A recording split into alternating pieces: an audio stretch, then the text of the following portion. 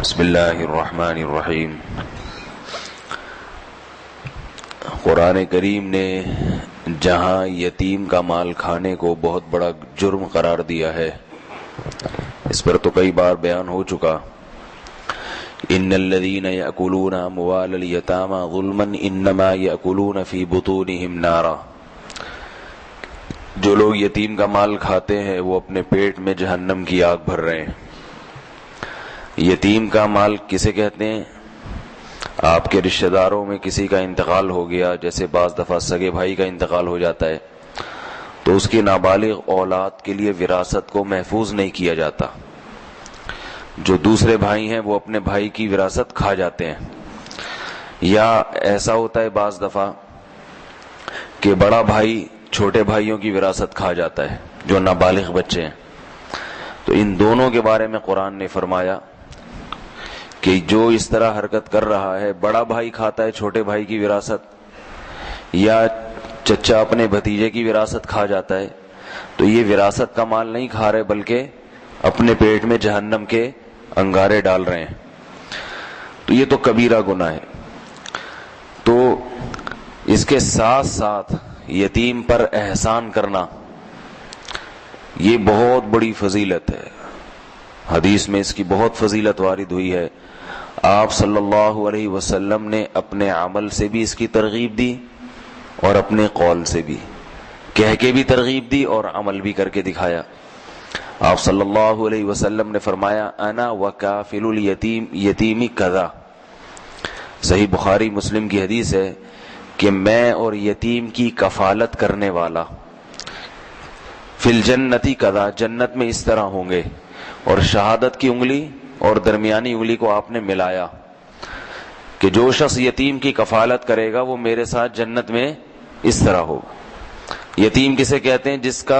جس بچے یا بچی کا باپ بچپن میں مر جائے، کیونکہ بچپن میں اگر باپ مر جائے تو پھر کوئی پرسان حال نہیں ہوتا اس اولاد۔ ہم نے اپنی آنکھوں سے دیکھا ہے کہ بچے برباد ہو جاتے ہیں، ماں کنٹرول نہیں کر سکتی، تو یہ باپ ہوتا ہے جو اپنی اولاد کے لیے اس کا تحفظ، اس کے مال کی حفاظت، اس کے دین کی، اس کے اخلاق کی، یہ ساری چیزیں ذمہ داری باپ اپنے کندھوں پہ ڈالتا ہے، اور اس کو اللہ نے یہ صلاحیت بھی دی۔ جب وہ مر گیا تو دوسرے رشتہ دار ان کو بچوں کو چھیڑ کے تنگ کر کے بد اخلاق بنا دیتے ہیں، اور تھوڑا بہت کوئی عیدی سینٹر کی طرح کوئی چندہ مندہ دے دیا، ورنہ وہ بچے برباد۔ تو کفالت کسے کہتے ہیں؟ کسٹڈی میں لے لینا اپنی، یہ نہیں کہ کبھی جا کے 5 روپے پکڑا دیے تو کبھی 10 روپے فقیروں کی طرح، بلکہ اپنی کسٹڈی میں۔ یہ فیملی پلاننگ والوں کی بہت بڑی نحوست ہے، جس پہ میں بار بار کہتا رہتا ہوں کہ اپنے بچے پالنے کے لیے یہ انہوں نے بوجھ بنا دیے ہیں بدبختوں نے، کہہ رہے ہیں بچے کم اچھے، تو اس کا عذاب کیا آیا کہ انسان اپنی اولاد پیدا کرنے کے لیے تیار نہیں ہے اور بوجھ سمجھتا ہے کہ میں 2 سے زیادہ بچے پالوں گا تو میرا خرچہ ہوگا۔ تو بتاؤ جس معاشرے میں یہ رواج ہوگا وہ دوسرے یتیم بچوں کو لے کے کیسے پالے گا؟ تو یہ ایسے بدبخت لوگ ہیں، یہ یہودیوں سے نظریات آ رہے ہیں، ہمارے ٹی وی چینل بھی اسی کو دکھا رہے ہیں، یہ نہیں دیکھتے کہ اس کے اخلاقی نقصان کتنے۔ اب کوئی بیوہ ہو جاتی ہے، کوئی اس کے بچوں کی کفالت ہی نہیں کرتا، کیونکہ بار بار یہ دماغ میں خناس گھسیڑ دیا ہے کہ گھر میں جب بچہ ہوگا تو وہ تمہاری روٹی چھین کے کھائے گا اور تمہاری جیب بھاری ہو جائے گی، مشکل ہو جائے گا تمہارے لیے۔ تو اپنے خون کو پیدا کرنے کے لیے تیار نہیں ہے، اور کیوں خرچے ہوتے ہیں، مہنگائی بہت ہے، ہم 2 سے زیادہ بچے افورڈ نہیں کر سکتے۔ تو آپ بتاؤ کہ جس معاشرے میں یہ رواج ہوگا وہ بھائی کے یتیم بچے کیسے پالے گا؟ کتنے موتیں آج کل ہو رہی ہیں، جوان موتیں ہو جاتی ہیں، سگا بھائی مر گیا ایکسیڈنٹ میں، قتل ہو گیا، گولی لگ گئی، یا کوئی اٹیک ہو گیا، اب اس کے چھوٹے چھوٹے بچے در بدر ٹھوکریں کھاتے ہوتے، ہم خود اپنی آنکھوں سے دیکھ رہے ہیں۔ تو دوسرے بھائی کو، کیونکہ وہ ٹی وی دیکھتا ہے، ڈرامے دیکھتا ہے اور میڈیا دیکھتا ہے، اس میں یہی بتایا جا رہا ہے کہ بچے کتنے اچھے؟ 2۔ جب اپنے بچے 2 اچھے تو غیر کے 3-4 لے کے پالنا، یہ تو اور اپنے پاؤں پہ کلاڑا ہو گیا، نہیں ہو گیا؟ تو یہ سارا نظام برباد ہو رہا ہے ہمارا ان بدبختوں کی وجہ سے، اور اس پہ صرف اور صرف ضرب لگائی ہے اللہ اس کے رسول نے، صرف کیونکہ اللہ جب قانون بناتے ہیں تو سب کے لیے بناتے ہیں، اور بار بار بتایا کہ جو خرچ کرو گے نا خرچ تو مال میں کمی نہیں آئے گی, مال بڑھے گا. یہ یہودی ہے جو تمہیں کیلکولیشن کر کے بتاتا ہے کہ مال کم ہوتا ہے. کم نہیں ہوتا, خرچ کرنے سے بڑھتا ہے. آپ صلی اللہ علیہ وسلم فرمائے انکم ترزقون بضعفائکم, تم کمزوروں کی وجہ سے کھلائے جاتے ہو, کیونکہ تم کمزوروں پہ خرچ کرتے ہو تو ان کی وجہ سے تمہیں ملتا ہے. اللہ تعالیٰ جو ہے نا, جیسے کنویں سے پانی نکالیں گے تو کنویں میں پانی آتا ہے, تو ہم جیب سے ہمارے نکلے گا ان کے لیے پیسہ, اہل و عیال کے لیے, تو وہ اللہ کی طرف سے رزق میں برکت ہوگی. تو میرے بھائی کوئی یتیم ہو جائے, جیسے حدیث میں بشارت ہے اس کے بارے میں, سگے بھائی خدا نخواستہ انتقال ہو گیا اس کا, یا بہن ہے بہنوئی کا انتقال ہو گیا, اس کے بہن کے چھوٹے بچے یتیم ہو گئے, تو شوق اور رغبت سے ان کی کفالت کیا کر. زیادہ بچے ہیں تو چلو ایک دو بچہ لے کے پال لو, ٹھیک ہے نا, اب اتنا حوصلہ نہیں, اتنا توکل نہیں, ایک اپنی کسٹڈی میں, بھائی یہ بچہ آج سے میرا ہو گیا, ٹھیک ہے نا, اب یہ میرے بچوں کی طرح ہے. تھوڑا سا ظرف پیدا کریں. قرآن نے کیسے عجیب الفاظ ہیں, فرمایا وَلْيَخْشَ الَّذِينَ لَوْ تَرَكُوا مِنْ خَلْفِهِمْ ذُرِّيَّةً ضِعَافًا خَافُوا عَلَيْهِمْ. فرمایا دیکھو کہ تمہارے بھی چھوٹے بچے ہیں, تمہارے بھی اولاد ہے, اگر تم مر گئے, تم آج مر جاؤ, تو کیا تم چاہو گے کہ تمہارے رشتے دار اس اولاد کو ایسے ہی چھوڑ دیں؟ تم چاہو گے؟ اور چندے لے لے کے بھیک زکات فطرانے جمع کرتے رہے ان کے لیے, یہ چاہو گے؟ یا تم یہ چاہو گے جیسے میں مر جاؤں تو میرے رشتے دار میرے ان بچوں کو ایسی عزت دیں جیسے میں دنیا میں دے رہا تھا؟ تو جب تم یہ چاہتے ہو تو اگر تمہارے قریبوں میں سے کوئی مر جائے اور تمہارے کوئی بچہ یتیم ہو جائے تو تم اس کو بھی باپ کی کمی محسوس نہ ہونے دو. سمجھ میں آ رہی ہے بھائی بات کہ نہیں آ رہی؟ تو اللہ کے رسول صلی اللہ علیہ وسلم نے ایک دوسری حدیث میں فرمایا انا وکافل الیتیم کذا فی الجنہ لہو او لغیرہ او کما قال صلی اللہ علیہ وسلم. فرمایا کہ چاہے وہ یتیم اس کے اپنے قریبی رشتہ داروں میں سے ہو یا غیر ہو, جو بھی کفالت کرے گا تو میرے ساتھ جنت میں ایسے اکٹھے ہوگا. اور رشتہ دار یتیم کی جو کفالت ہے یہ ڈبل ثواب ہے, ایک تو صلہ رحمی ہے, رشتہ داری جڑتی ہے اس سے. دوسری بات, آپ صلی اللہ علیہ وسلم نے اپنے عمل سے بھی ترغیب دی ہے.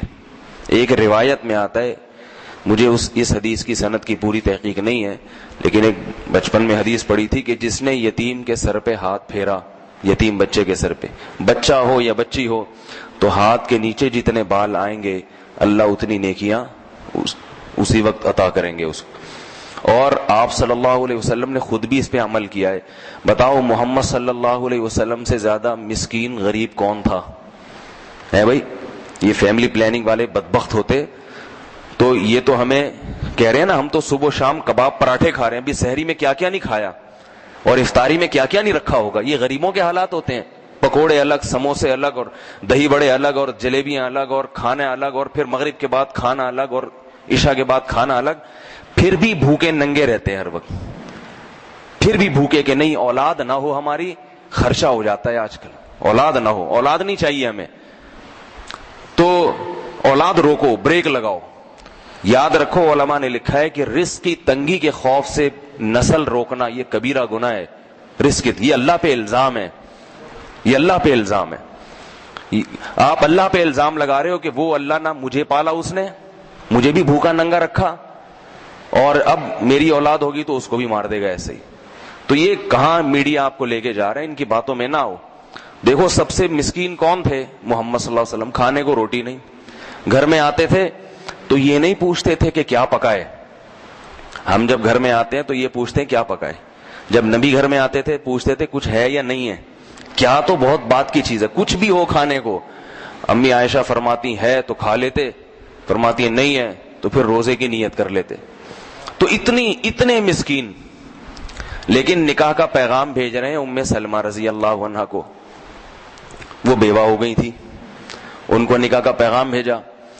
حضرت ام سلمہ نے فرمایا کہ یا رسول اللہ میری تو عمر زیادہ ہے. اس سے معلوم ہوتا ہے کہ حضرت ام سلمہ میں حسن و جمال نہیں تھا, ایجڈ تھی, لیکن محمد صلی اللہ علیہ وسلم نکاح کا پیغام بھیج رہے ہیں ان کی کفالت کے لیے کہ یہ بیوہ ہو گئی ہیں, میری کفالت میں آ جائیں. تو انہوں نے فرمایا یا رسول اللہ ایک تو میری عمر زیادہ اور دوسرا میرے بچے ہیں یتیم, میں شادی کروں گی تو ان بچوں کی تربیت کون کرے گا؟ کیونکہ شادی کے بعد تو پھر شوہر کے بھی حقوق ہوتے ہیں نا، یہ بچے نہ رول جائیں۔ تو آپ صلی اللہ علیہ وسلم نے فرمایا کہ جہاں تک تمہاری عمر کا معاملہ ہے فَأَنَا أَسَنُّ مِنْكَ، میری عمر تو تم سے بھی زیادہ ہے۔ اور دوسری بات فرمائی رہے تمہارے بچے فَإِلَى اللَّهِ وَرَسُولِهِ، تو یہ اللہ اس کے رسول کی کفالت میں۔ کیا مطلب؟ یہ میری۔ پھر آپ صلی اللہ علیہ وسلم نے حضرت ام سلمہ سے نکاح کے بعد ان کے بچوں کو پالا ہے اپنے گھر میں رکھ کے۔ صحیح مسلم کی حدیث ہے، عبد الرحمن ابن ابی سلمہ جب بڑے ہو گئے تھے، جوان ہو گئے تھے، آپ صلی اللہ علیہ وسلم کے انتقال کے بعد لوگوں کو تعلیم دے رہے تھے۔ یہ عبد الرحمن جو حضرت ام سلمہ کے بیٹے تھے، جب نبی صلی اللہ علیہ وسلم نے گود لیا تھا ان کو، آپ کے انتقال کے بعد یہ لوگوں کو حدیث سنا رہے تھے۔ حدیث کیا ہے؟ کھانے کے آداب کی۔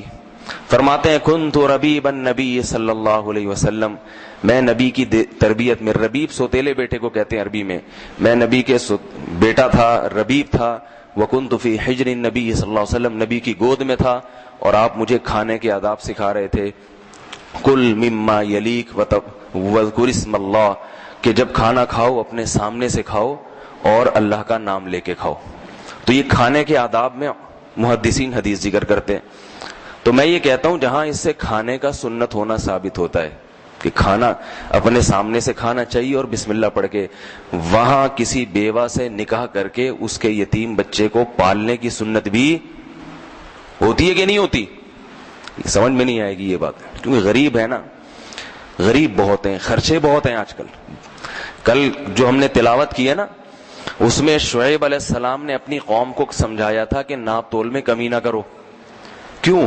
فرمایا کہ انی اراکم بخیر، میں دیکھتا ہوں کہ سب کھاتے پیتے لوگ ہو، کوئی قحط پڑا ہوا ہو، اگر کسی کھانے کو نہیں مل رہا وہ چوری کرے، کسٹمر کو دھوکہ دے تو سمجھ میں آتا ہے کہ روٹی نہیں مل رہی، مر جائے گا۔ لیکن شعیب علیہ السلام نے کہا کہ تم سب کے پیٹ بھرے ہوئے ہیں، سب کھاتے پیتے لوگ ہو، تو پھر گاہک کو دھوکہ کیوں دیتے ہو؟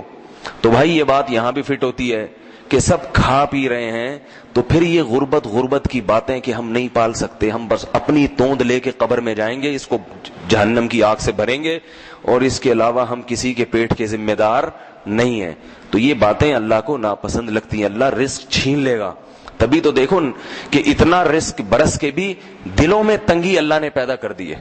جیسے اللہ نے یہود کے بارے میں فرمایا نا کہ ان کے دلوں کو اللہ نے ہاتھ کو باندھ دیا ہے، اتنے کروڑ پتی ہو کے بھی اپنے آپ کو غریب سمجھتے ہیں اور خرچ نہیں کرتے، تو یہ دل کا غنا اللہ چھینتے جا رہے ہیں۔ تو اس لیے ہمت کریں تو کسی بیوہ سے نکاح کر کے اس کے بچوں کو رکھیں، اگر اتنی ہمت نہیں ہے تو کم از کم اتنا تو کر لیا کریں نا، کوئی خاندان میں کوئی یتیم ہوتا ہے بچہ، اس کو اپنی کفالت میں رکھ لیں۔ اتنی بھی ہمت اگر نہیں ہے کہ اپنے گھر میں رکھنے کی ہمت نہیں ہے، دل جگرا اتنا نہیں ہے، تو آخری درجہ یہ ہے کہ پھر اس کے ساتھ مالی تعاون کیا کریں، اس کی تربیت کی فکر، اسکول جا رہا ہے، مدرسے جا رہا ہے، ایسا تو نہیں غلط لڑکوں میں بیٹھ رہا ہے، گالی گلوچ تو نہیں سیکھ رہا، جیسے اپنے بچے کے بارے میں انسان کو فکر ہوتی ہے تو ایسے اس کی فکر کریں۔ آپ صلی اللہ علیہ وسلم کی اتنی بڑی بشارت، فرمایا کہ جنت میں میرے ساتھ ہوگی، کیونکہ نبی نے بھی یہ کام کیا ہے۔ تو اللہ تعالی ہم سب کو اس جو ہے نا اس فضیلت کے حصول کی کوشش کی توفیق نصیب فرمائے، اور بخل اور کنجوسی کی لعنت سے اللہ ہم سب کو بچائے۔ سبحانک اللہم و بحمدک، نشہد ان لا الہ الا انت، نستغفرک۔